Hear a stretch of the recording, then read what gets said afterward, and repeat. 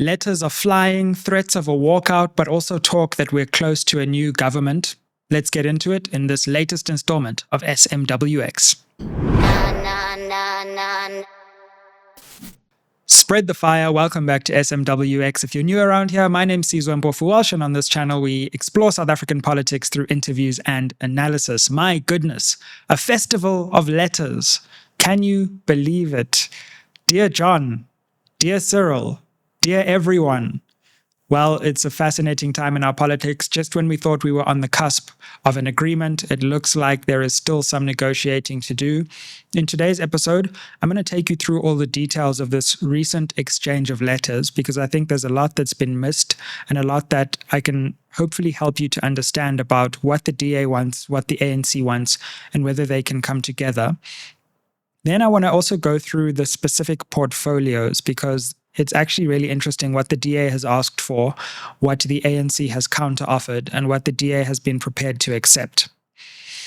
Having done that, I actually want to start talking about what are the criteria that a new government needs to meet for it to be considered a success, because I'm quite worried that as we focus on who will be in the cabinet, we lose sight of what will make a successful government.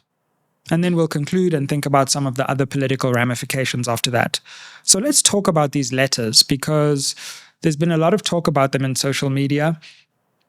Of course, Helen Zille wrote to, a letter written by Helen Zille leaked early on in these negotiations, being earlier this week.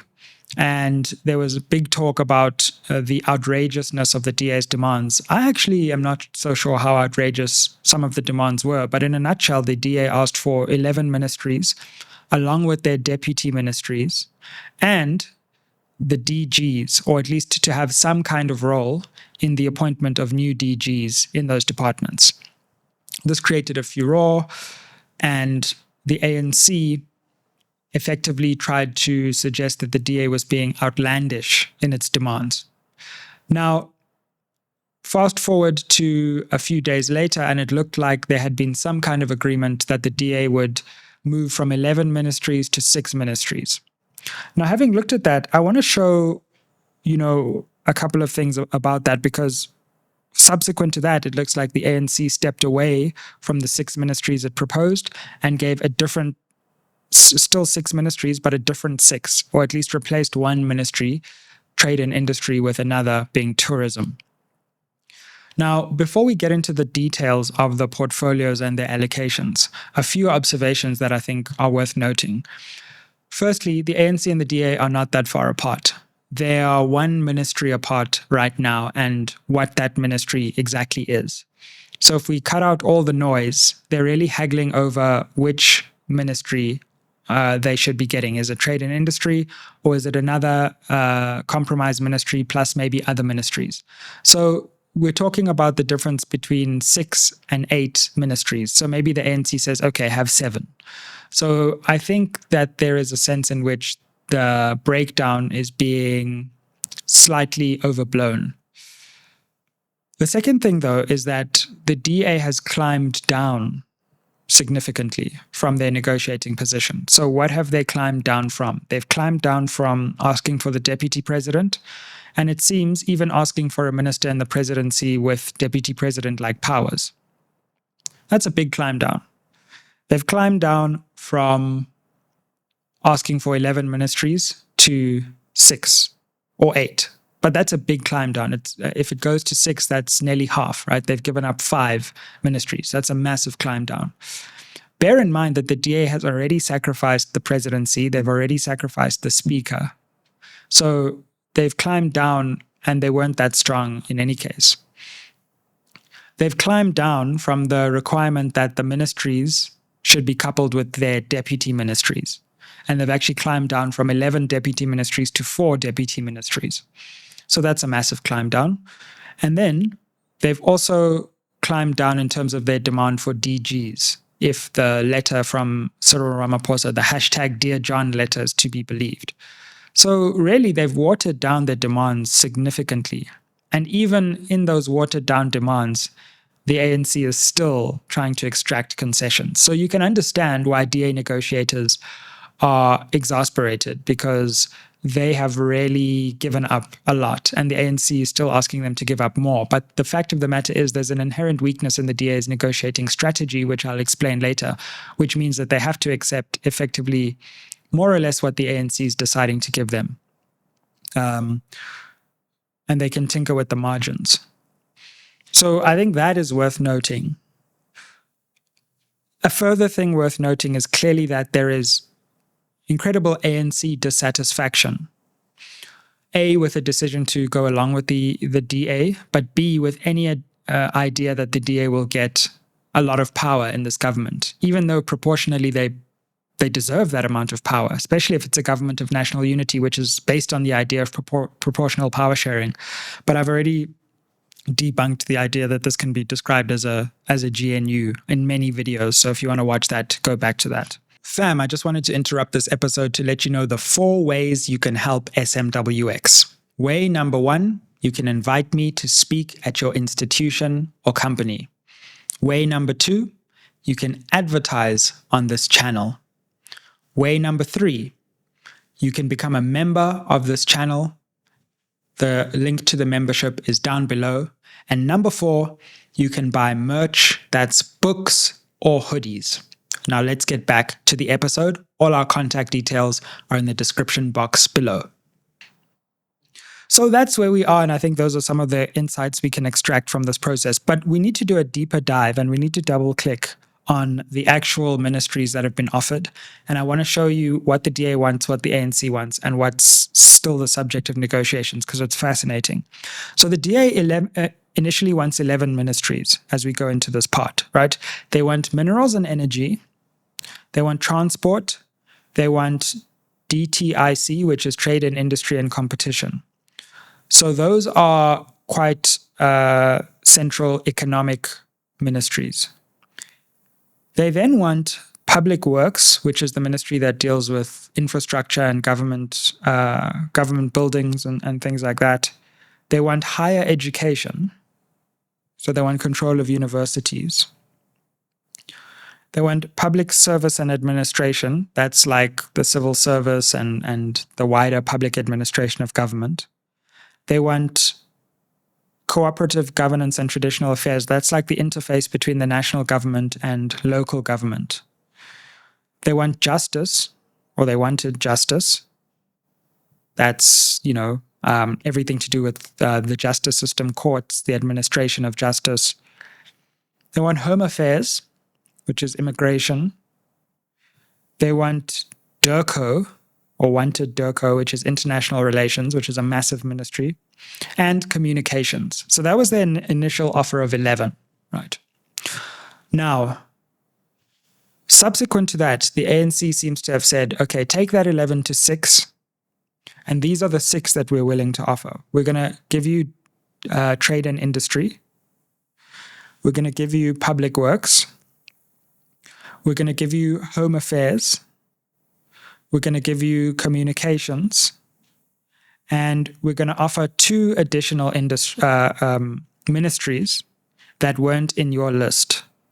Basic education and forestry, fisheries, and the environment. So that comes to 6. So you'll notice 4 of the initial ministries the DA wanted are there, but then an additional 2 that weren't in the DA's list have been added to that, right? So what did the DA then not get from the ANC? They didn't get minerals and energy. They didn't get transport. They didn't get higher education. They didn't get public service and administration. They didn't get COGTA. They didn't get justice. And they didn't get DIRCO. Okay? So you can see what the ANC was prepared to sacrifice and what they weren't prepared to sacrifice.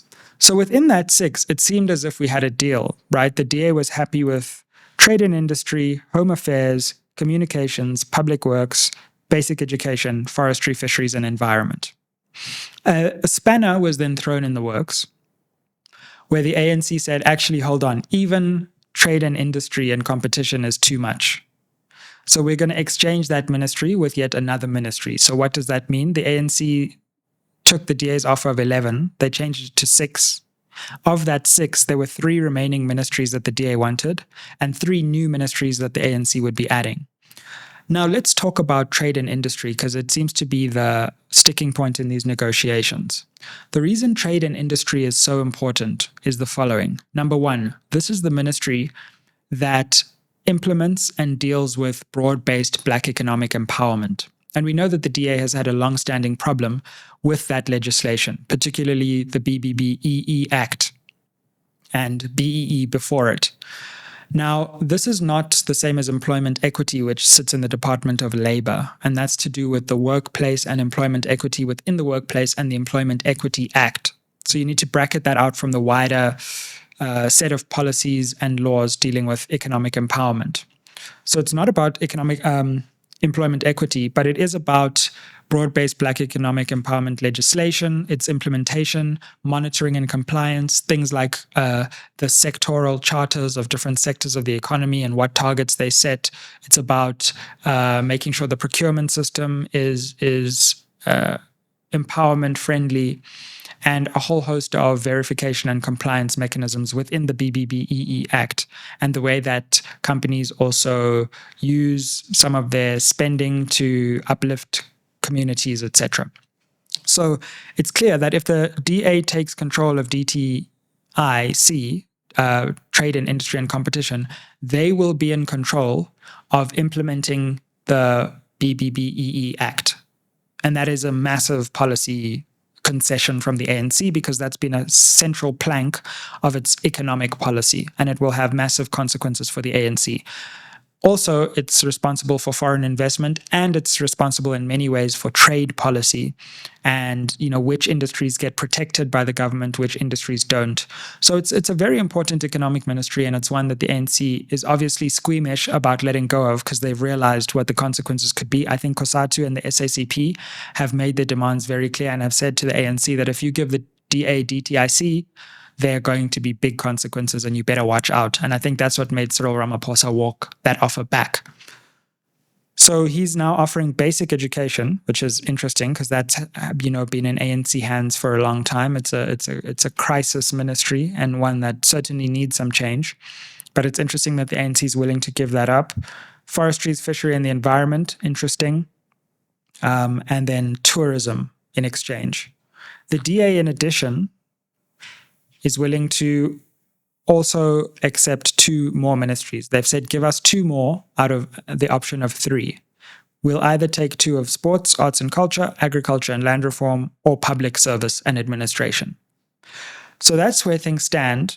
I don't think the parties are that far apart, to be quite honest. I know they're very frustrated, and the DA is like, oh, let's walk away because the ANC is changing the goalposts, and the ANC says the DA is changing the goalposts. But I'm not convinced that there's a fundamental breakdown, and I'm not convinced that the ANC is prepared to entertain the other options, which is a very unstable minority government or a very unstable multi-party coalition, which just squeaks over the line.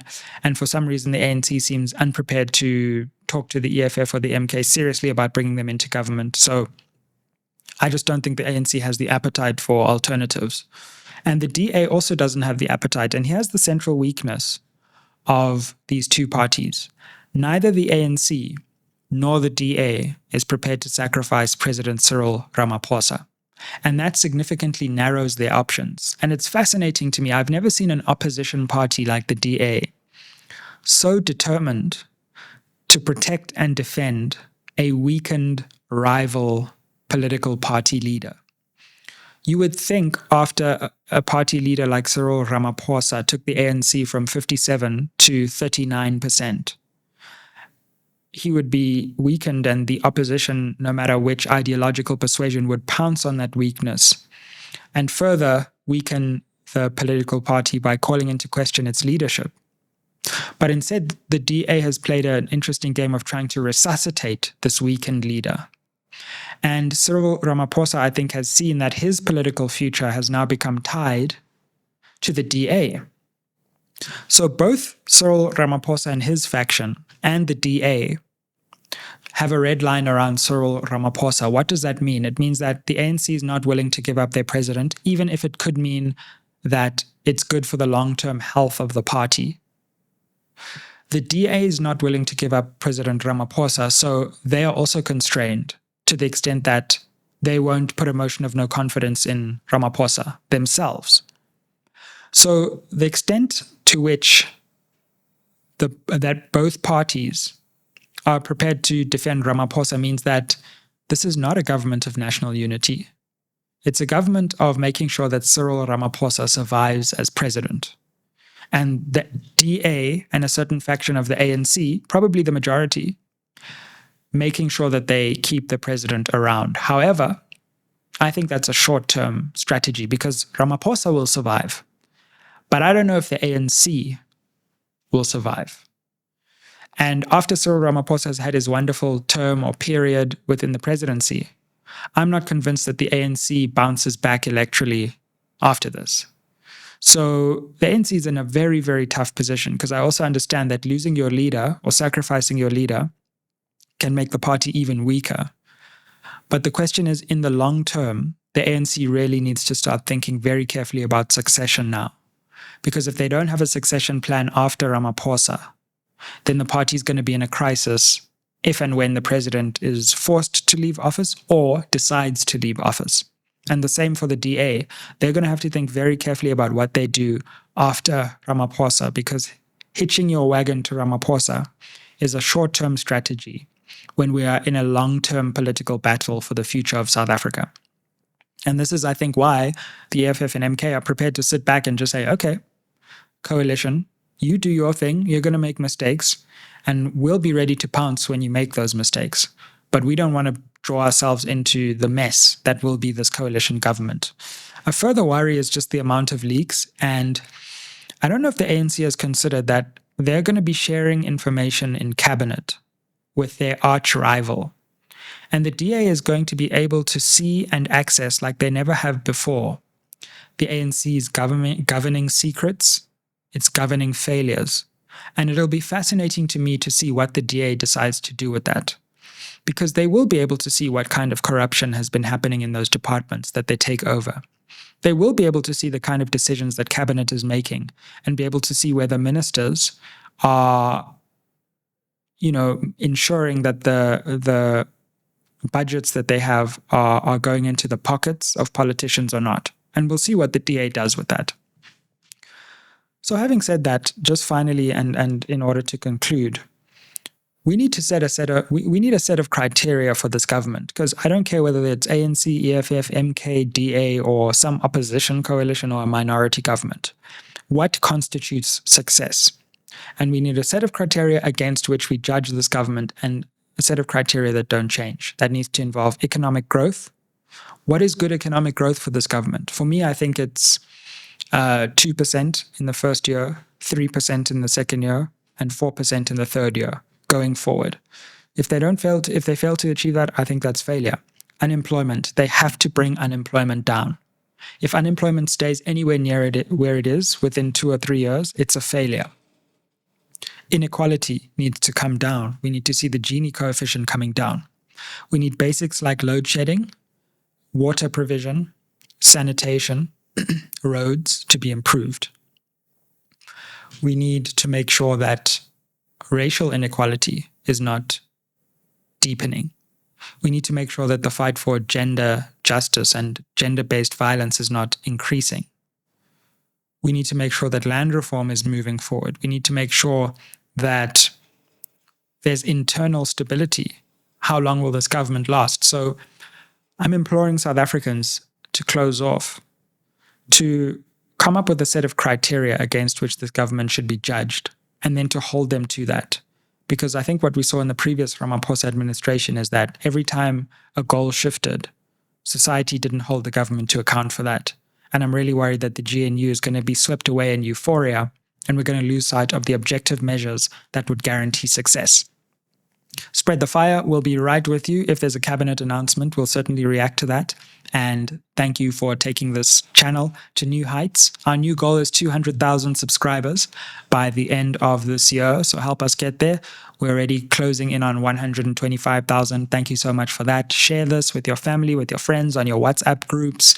Talk to people about this channel. Let them know what SMWX does, and let's continue to build this channel by word of mouth. We're now a more influential platform than many mainstream media platforms, and that's all because our followers spread this information in their networks. Spread the fire. Thank you very much for joining us, and keep it locked on SMWX. I hear you. Fam, you asked for some SMWX merch and we have delivered. I know you're always looking for ways to help support and grow this channel. So why don't you buy yourself an SMWX hoodie? Super comfy, super warm, and you can represent SMWX. You can check the link down below for how to buy your SMWX hoodie and help build and grow this channel so we can bring you more interviews, more analysis, and more educational insights.